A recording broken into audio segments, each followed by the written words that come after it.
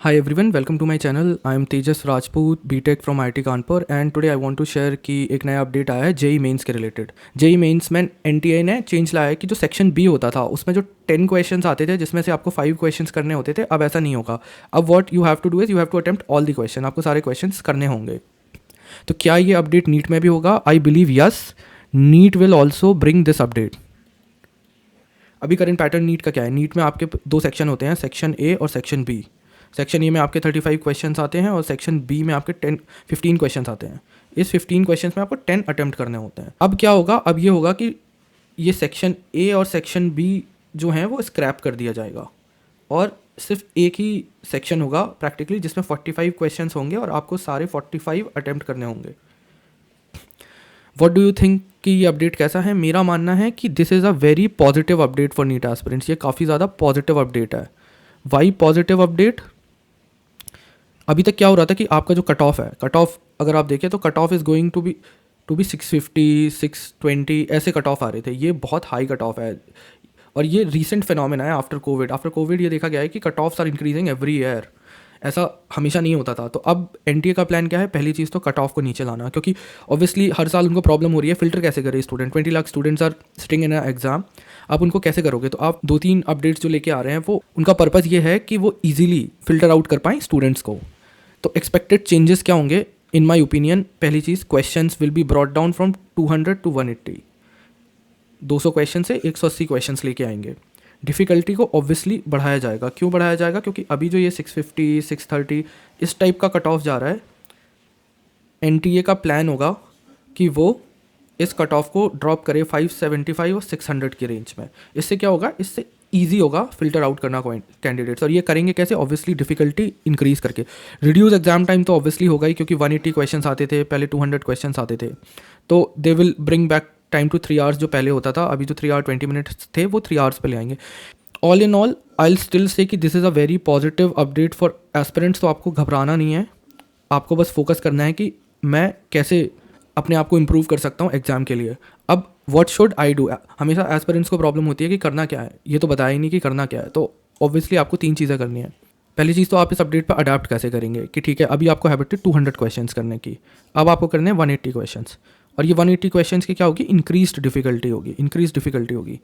तो आपको जो प्रैक्टिस करनी है अब सिर्फ ईजी प्रॉब्लम्स की, आपको सिर्फ ईजी प्रॉब्लम्स की नहीं करनी है, आप मॉडरेट प्रॉब्लम्स भी सॉल्व करेंगे और हार्ड प्रॉब्लम्स भी सॉल्व करेंगे। क्यों? क्योंकि अब जो पेपर आएगा वो इजी तो बिल्कुल भी नहीं आएगा। ठीक है, तो आपको प्रैक्टिस अपनी इंप्रूव करनी है। सिर्फ एनसीईआरटी पे रिलाई नहीं करना है।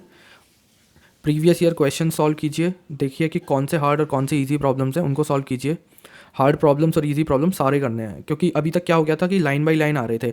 ये एनसीईआरटी है आपकी, पता चला इसके पेज नंबर 75 से केमिस्ट्री में प्रॉब्लम आ रखा है और एज इट इज़ प्रॉब्लम आया हुआ है।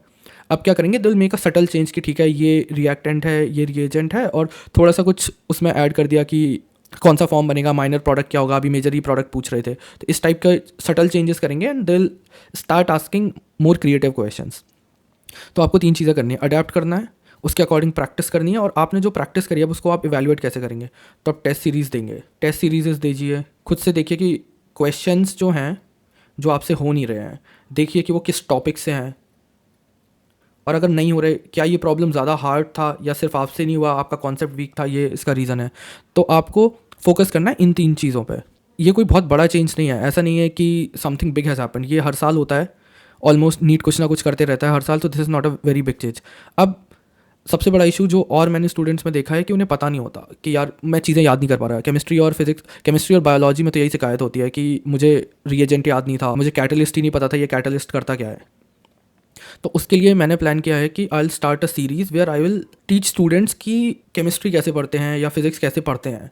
नॉट ऑन क्या पढ़ना है, क्या पढ़ना तो सबको पता है भाई, एनसीईआरटी पढ़ लो, जो कोचिंग के मटेरियल्स हैं वो पढ़ लो। सबसे बड़ी प्रॉब्लम है पढ़ना कैसे है, याद कैसे करनी है चीज़ें, कॉन्सेप्ट्स क्या हैं, कॉन्सेप्ट्स। इवन आपको कोई रिएक्शन भी है, लोग बोलते हैं कि हाँ ठीक है कॉन्सेप्ट पता है, बट आपको रिएजेंट अगर याद ही नहीं है तो आप कैसे करोगे? उसके लिए मैंने सोचा है कि there is this software called Anki. ये आंकी है, ये ऐप में भी अवेलेबल होता है और ओएस में भी अवेलेबल होता है, जैसे कि मैक और विंडोज़ में भी ये अवेलेबल है।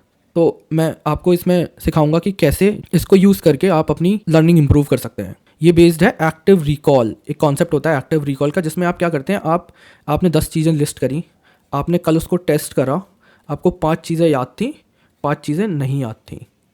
ठीक है, ये जो 5 चीज़ें आपको नहीं याद थी, इनको आपने दोबारा टेस्ट करा। तो ये काफ़ी अच्छा मेथड है ऐसी चीज़ों को याद करने का जो आपको याद नहीं हो रही हैं, आप बार बार भूल रहे हैं। इससे होगा क्या कि आपने मान लीजिए 4 चीज़ें याद करी, फिर आपने दूसरे दिन इन 2 को टेस्ट करा और आपको ये 2 याद थी। तो अब क्या होगा, ये 2 आपको ज़्यादा फ्रीक्वेंटली इस ऐप के थ्रू मिलेंगी, और ये जो 2 बची हुई चीज़ें हैं, जब तक आप इन्हें भूलोगे नहीं तो ये आपको उतना फ्रीक्वेंटली नहीं दिखेंगी। अगर ये आपको दिन में 3 बार दिख रही हैं तो ये आपको 1 बार दिखेगी।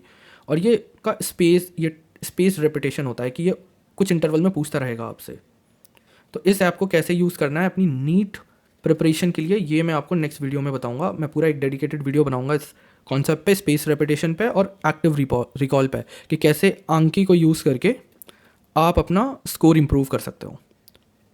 तो प्लीज़ सब्सक्राइब कर लीजिए इस चैनल को, and I will be making more videos on NEET. So this is a NEET focus channel. It's not like कि इसमें मैं आपको जेई मेन्स या कुछ बताऊंगा। NEET focus mostly on physics and chemistry, because NEET students mostly इन्हीं में struggle करते हैं। बायोलॉजी वो नेचुरली काफ़ी अच्छे होते हैं इसमें। So thank you, will meet next time.